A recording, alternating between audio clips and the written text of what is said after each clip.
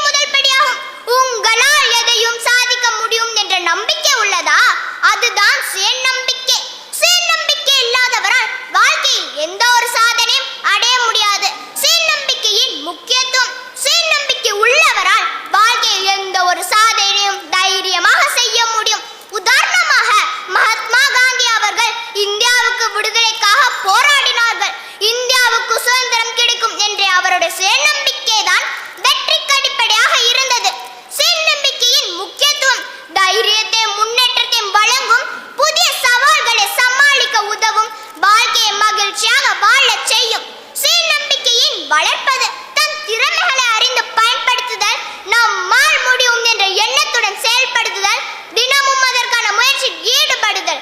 நிறைவாக திருவள்ளுவரின் ஒரு சில குறள்களே உங்கள் முன் சுட்டிக்காட்ட விரும்புகிறேன்.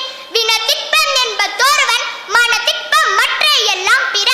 மற்றவை எல்லாம் இருந்தும் ஒருவராது மனதில் உறுதி இல்லாவிட்டால் அவரது செயலும் உறுதி இருக்காது.